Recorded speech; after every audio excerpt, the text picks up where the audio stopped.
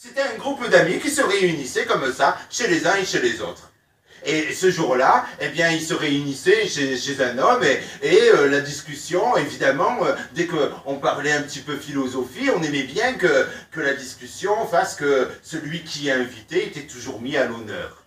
Hein, c'était lui qui invitait, alors il fallait toujours en faire l'éloge. Hein. Lui donner la meilleure place. Lui donner la meilleure place.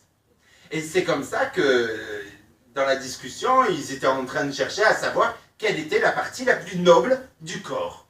Alors il y en avait qui disaient que c'était le cœur, évidemment, parce que c'était l'endroit de l'amour. Hein. Oh non, tu avais fait une phrase tellement plus jolie. Le siège de l'amour. Le siège de l'amour. Ah, c'était beau ça. C'était beau. C'est une belle phrase. L'âme, bien sûr, hein, qui avait été dit. Certains ont parlé des yeux, d'autres des seins. Ça dépend là où on a envie de se loger, hein, de se retrouver. Hein, celui qui invitait avait parlé des yeux. Alors tout le monde lui avait demandé pourquoi. Et bon, il avait baragouiné une sorte de raison qui se trouvait là, que les yeux, on pouvait aller dans la profondeur, enfin, il avait dit quelque chose et tout le monde était d'accord, évidemment, hein, c'était celui qui invitait. Sauf que c'était pas sans compter que Nasreddin était là ce jour-là. Et Nasreddin, il a dit, mais non, c'est pas les yeux, ce sont les fesses, c'est le cul qui est la partie la plus noble de l'être humain. Mais pourquoi les fesses? Tout le monde commence à dire, bon, explique-toi. Ah ben, c'est très simple. Quand le roi arrive, tout le monde se lève. Quand le roi s'assoit et pose le premier ses fesses, tout le monde va poser ses fesses. Donc c'est forcément la partie la plus noble. Tout le monde a bien ri d'avoir entendu cela. Mais celui qui a invité... Pas vous, non, c'était pas vous.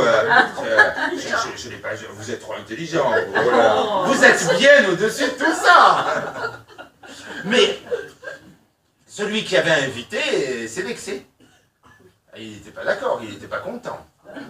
Si bien que la fois suivante, quand ils se sont de nouveau réunis, le mois suivant, le vendredi du mois de novembre, eh bien, au lieu de dire bonjour avec la bouche et de regarder la personne dans les yeux, il présenta son